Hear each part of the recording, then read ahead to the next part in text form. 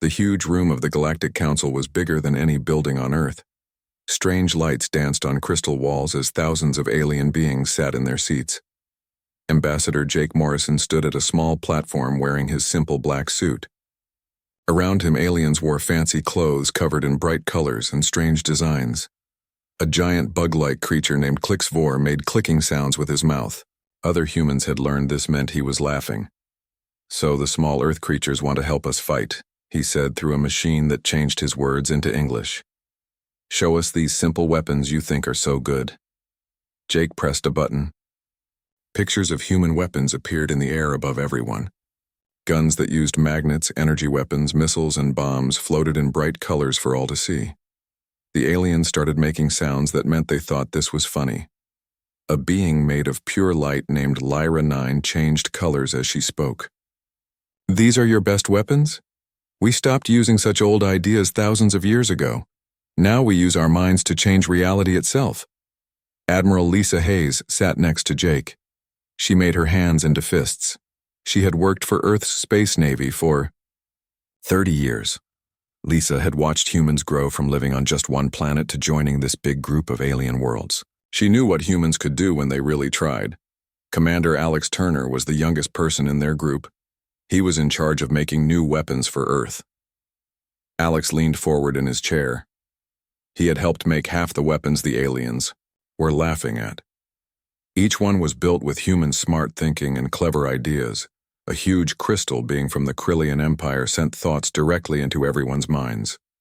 Maybe we should make the humans work in space mines instead. Their bombs might be good for breaking up asteroids. More laughter came from all around the room. Jake stayed calm even though he wanted to defend what humans had made. "Honored Council, members, please let us show you how good human weapons really are. Give us a chance to prove it." Klixvor's many eyes seemed to shine with mean joy. "Fine, simple Earth creature. We will let you try. The Krillian Empire has some space pirates, causing trouble in the outer areas. Our advanced weapons can handle them easily, but maybe your people can give us something fun to watch while we show you how real fighting is done." All the alien delegates voted yes except the humans. Humanity would get one chance to prove they belonged in real space battles. The whole Galactic Council would be watching. If humans failed, Earth would never be allowed to join as a real military partner. They would only be allowed to trade small things with the other worlds. When the meeting ended, Lisa walked over to Jake. "Sir, they have no idea what they just said yes to seeing." Alex came over too. His young face looked serious and determined. "Admiral, I think we should send the Titan's Edge for this test. Captain Ryan Clark has been wanting to use our weapons in a real fight." Jake nodded slowly. He watched the alien delegates leave the room. Many were still making sounds that showed they thought humans were a joke. "Friends, I think it's time we showed the galaxy what happens when you think humans are weak and stupid." Everything was ready. In 3 days, the smartest civilizations in the galaxy would see what human military thinking could really do. None of them knew they were about to learn why humans had never lost a war once they decided they had to win. The aliens thought human weapons were simple and weak. They had no idea that simple could also mean deadly. Jake looked around the empty room one more time. Soon every alien in the galaxy would know that underestimating humans was a very dangerous mistake. The demonstration would change everything. Earth's children were about to show the universe that sometimes the old ways of fighting were still the best ways. The countdown had begun. In 72 hours, human weapons would speak for themselves. And when they did, the galaxy would never look at Earth the same way again. Lisa smiled as they walked out. "Jake, they asked for a demonstration. I don't think they're ready for what they're about to see." Alex nodded. "The Titan's Edge carries enough firepower to end this pirate problem in minutes. Captain Clark knows exactly how to use it." Jake thought about Earth's long history of war and peace. Humans had learned hard lessons about fighting. They had discovered that the best way to end a fight was to end it quickly and completely. The aliens were about to learn this lesson too. The stage was set. The weapons were ready. Soon, the Galactic Council would understand that human military power was not primitive at all. It was refined, focused, and absolutely deadly when properly used. Captain Ryan Clark stood on the bridge of his warship, the Titan's Edge. It was Earth's most powerful fighting ship. The vessel appeared in space at the exact spot where the test would happen. The ship was built the human way, simple, strong, and made to destroy enemies quickly. 12 pirate ships floated in space ahead of them. Each pirate vessel was made from stolen alien parts stuck together. These pirates had been stealing from space traders for many months. They used quick hit-and-run attacks that made the smart alien civilizations look foolish. Far away on a special watching station, alien delegates from across the galaxy came to see what they thought would be an easy lesson for the new human species. The station was amazing technology that could watch battles from a safe distance while recording everything. Klixvor settled into his watching pod. His bug mouth made clicking sounds of excitement. This will end fast. The pirates have been running away from our forces for months using normal tactics. Watch how the humans fail to change their plans. Lyra 9 glowed with colors that meant she was only a little interested. Their ship looks strong enough, but I don't see any reality-changing machines. No mind projection systems. No time-bending equipment. How do they think they can fight with such basic technology? The crystal being from the Krillian Empire sent its thoughts to all the watching aliens. Our scans show their main weapons shoot solid objects and energy beams.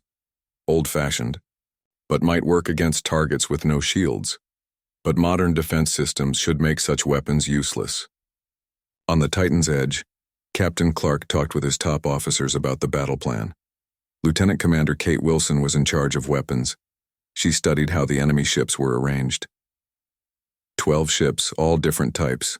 They're spread, out in a diamond shape, probably waiting for us to get close for normal fighting range. Commander Tony Mitchell ran the battle computers. He looked at his screen readings.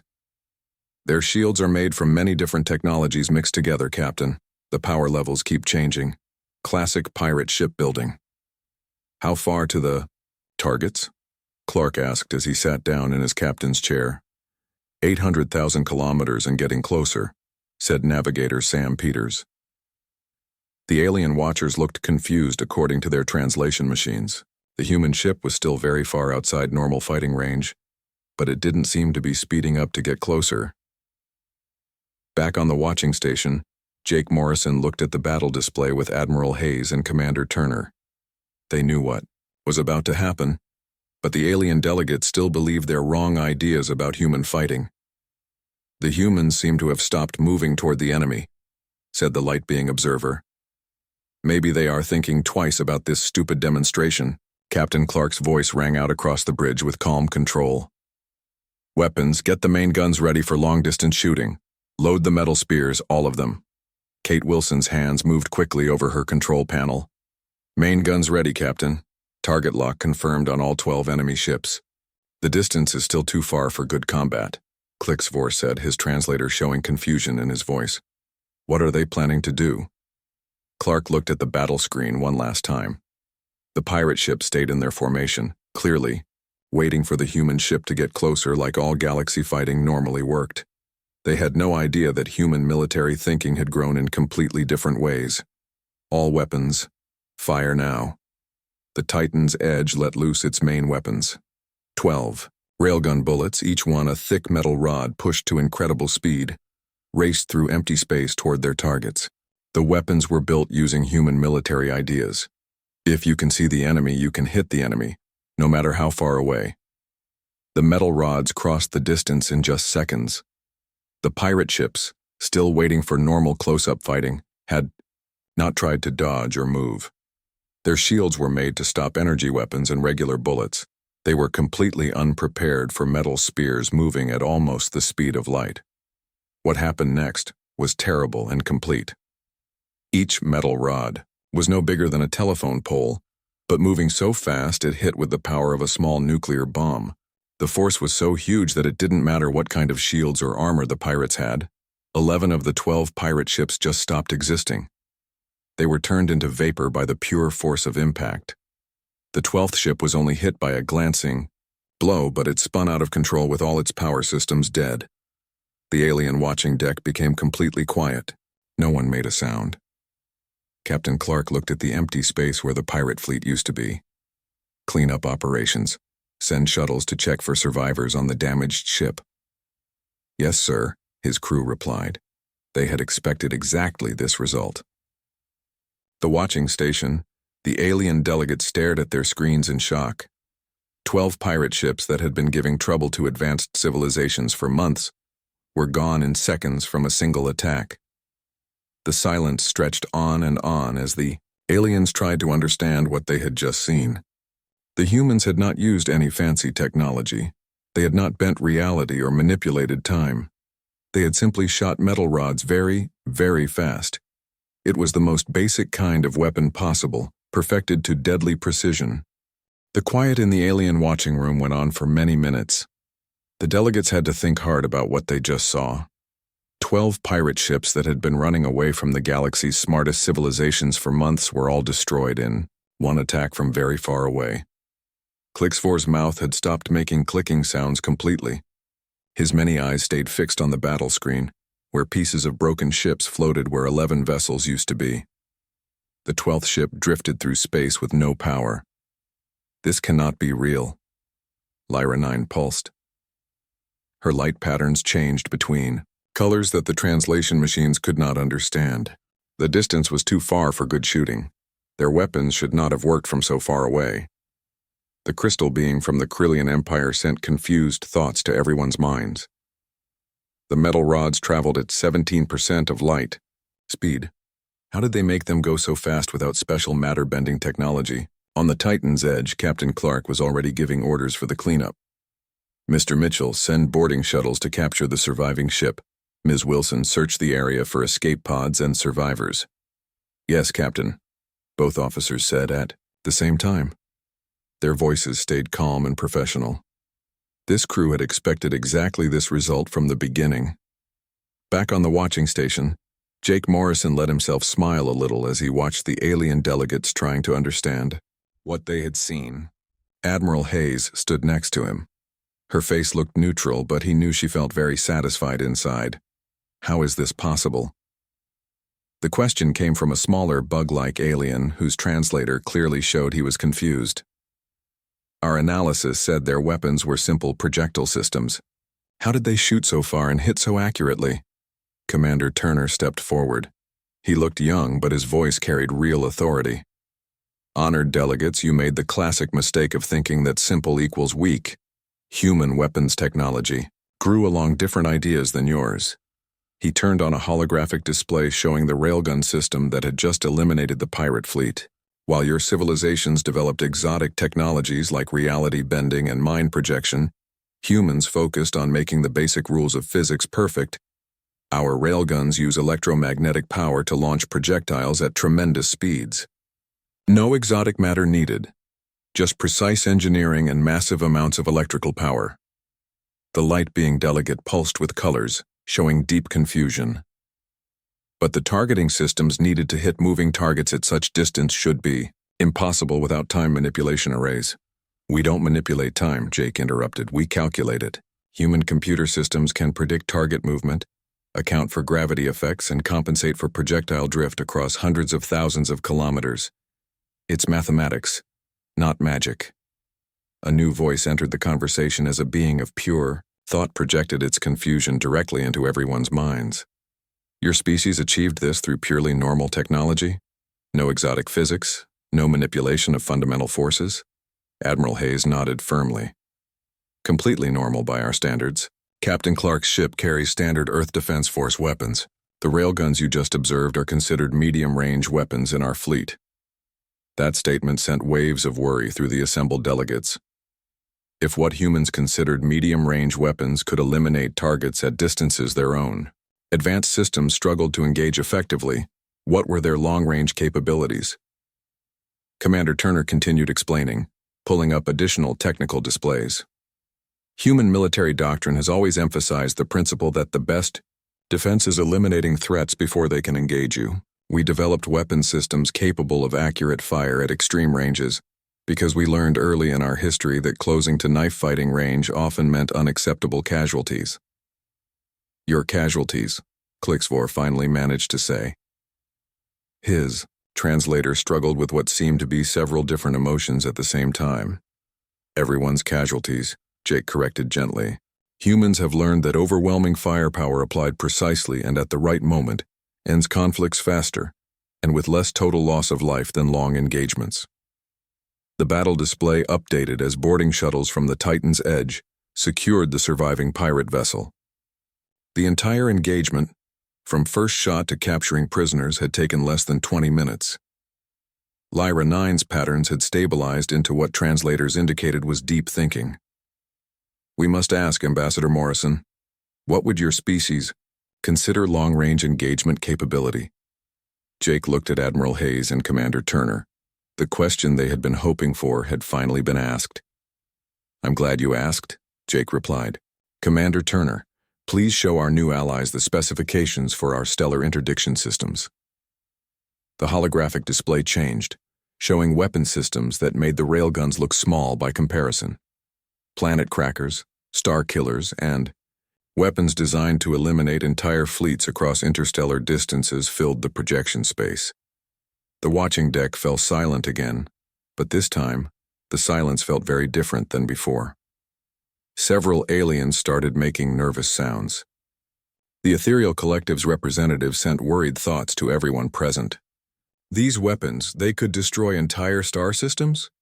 If necessary, Admiral Hayes answered simply. But we prefer not to use them. Humans have learned that the threat of overwhelming force often prevents the need to actually use it. A small alien from the Peaceful Federation spoke up with a shaking voice. How many of these weapons does Earth possess? Commander Turner smiled slightly. Enough to ensure that no one will ever threaten the worlds we protect. The crystal being broadcasted. A new thought. We begin to understand why the pirates were eliminated so efficiently. Your entire military philosophy is built around ending conflicts before they can truly begin. Exactly, Jake confirmed. Human history taught us that long wars cause more suffering than short, decisive actions. We developed our weapons not to conquer but to protect what we value most: peace, freedom, and the chance for all beings to live without fear. The Supreme Counselor's ancient assistant, who had been quiet until now, spoke in a whisper that somehow carried to everyone in the room. The Council will need to reconsider everything we thought we knew about warfare and defense. As the session moved toward its end, the alien delegates looked at the humans with completely new eyes. These were not primitive beings with simple weapons. These were master strategists who had turned simplicity into devastating effectiveness. The galaxy was about to change in ways none of them had imagined possible. 3 days after the demonstration, the Galactic Council met again in emergency session. The mood in the Great Chamber had changed completely since the human weapons test. Gone were the dismissive gestures and mean remarks. In their place was a respectful attention that Jake Morrison had never seen directed toward his species before. Klixvor approached the human delegation personally before the session began. His movements carried none of his previous arrogance. Ambassador Morrison, the Zeltharian Empire wishes to formally apologize for our previous dismissal of human military capabilities. We had not understood the sophistication hidden within apparently simple systems. Similar approaches came from delegates across the chamber. The light beings, the Crystal Empire, even the normally distant thought beings had sent representatives to speak with the humans before the formal session. When the council was called to order, the atmosphere was entirely different from their previous meeting. The human delegation found themselves seated not in the junior member section, but at the primary council table alongside the galaxy's major powers. Supreme Counselor Valdris was an ancient being whose species had founded the Galactic Council thousands of years ago. He addressed the assembly directly. The demonstration 3 days ago has forced us to reconsider our understanding of technological development and military capability. The human species has achieved something we had not thought possible: maximum effectiveness through elegant simplicity. Admiral Hayes stood to address the council. Her words carried the weight of 30 years of military experience. Honored counselors, Humanity did not develop our weapon systems to intimidate or conquer. We developed them because our history taught us that when conflict becomes inevitable, it should be resolved as quickly and decisively as possible. Commander Turner activated a new holographic display, showing comparative analyses of human and alien military technologies. Our approach to warfare evolved differently because we faced different challenges. While many of your species developed advanced technologies to overcome superior numbers or exotic abilities, humans had to overcome superior firepower and technological advantages through innovation and tactical thinking. The crystal being broadcast a carefully thought-out question. Your species' weapons appear to be designed for conflicts of total commitment rather than limited engagement. Is this assessment correct? Captain Clark, who had been invited to address the council via quantum communication link from his ship, answered directly. That is correct. Human military doctrine operates on the principle that if violence is necessary, it should be overwhelming and decisive. We don't fight wars to prove points or gain minor advantages. We fight to win completely and then build lasting peace. Lyra 9 pulsed with colors indicating deep consideration. This explains the effectiveness we observed. Your weapons were not designed for the limited conflicts that have characterized galactic warfare for centuries. They were designed for total victory. Jake stepped forward to address the core issue. Honored counselors, humanity seeks partnership, not dominance. Our military capabilities exist to protect what we value: peace, cooperation, and the freedom to pursue knowledge and prosperity. We offer these capabilities in service of galactic stability, not galactic conquest. The Supreme Counselor's ancient eyes fixed on Jake with what seemed like newfound respect. Ambassador Morrison, the Galactic Council has reached a unanimous decision regarding humanity's application for full military partnership. The chamber fell silent as every delegate focused their attention on the ancient being's words. Not only is your application approved, but the Council formally requests that humanity take leadership in reforming our collective defense strategies. The pirate fleets that have plagued our shipping lanes for decades represent only a minor fraction of the threats we face. The devourer swarms in the outer galaxies, the rogue artificial intelligences in the Andromeda sector, the expanding void cultures beyond our borders, all represent existential threats that our current military doctrines have failed to address effectively. Commander Turner and Admiral Hayes looked at each other. They had hoped for acceptance, but this was beyond their most optimistic projections. The Supreme Counselor continued, "We formally request that humanity establish training protocols for our combined fleets, sharing your tactical doctrines and strategic thinking with our military commanders. In return, we offer full access to our advanced technologies and non-military applications, faster-than-light communication, advanced medical systems, matter replication, and energy manipulation technologies." Jake felt the weight of the moment. Humanity had come to this council seeking acceptance as equals. Instead, they were being asked to lead the galaxy's military forces into a new era of defensive capability. On behalf of Earth and all human colonies, I accept this responsibility, Jake replied formally. We pledge to use our military knowledge in service of galactic peace and the protection of all member species. As the session concluded, Klixvor approached Jake one final time. Ambassador, there is something my people's military analysts discovered during their review of your weapons demonstration. The projectiles that eliminated the pirate fleet were not your most powerful weapons, were they? Jake smiled, remembering the displays of stellar interdiction systems they had shown after the initial demonstration. No, Counselor. Those were standard anti-ship rounds. We save the truly powerful weapons for threats that cannot be reasoned with. The bug-like delegate's mouth clicked once, quietly. The galaxy is fortunate that humans prefer negotiation to conquest. As the human delegation prepared to depart for Earth with news of their unprecedented success, Jake reflected on the path that had brought them to this moment.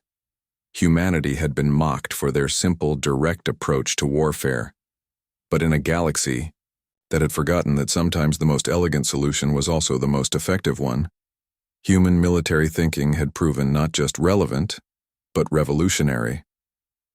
Several more alien delegates approached them as they prepared to leave. Each one wanted to discuss military cooperation, technology sharing, or joint defense initiatives.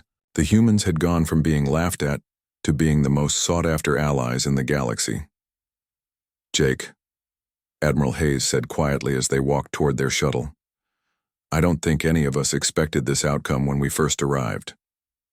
"Commander," Turner nodded, carrying data chips filled with technical specifications that various alien civilizations had eagerly shared. From mockery to military leadership in less than a week. That might be a record for diplomatic turnarounds. The stars awaited, and for the first time in galactic history, they would be protected by beings who understood that the ultimate purpose of superior firepower was to make its use unnecessary. Humanity had not sought to conquer the galaxy through force of arms. Instead, they had earned the right to protect it through the demonstration of what happened when human ingenuity was applied to the ancient art of warfare. The age of human leadership in galactic defense had begun, not through conquest, but through the simple demonstration that sometimes the most primitive approach was also the most devastating. The Galactic Council had learned a lesson that humans had known for centuries. It's not the size of the weapon that matters, it's the skill and determination of the one who wields it. Earth's children were going home as the galaxy's new protectors,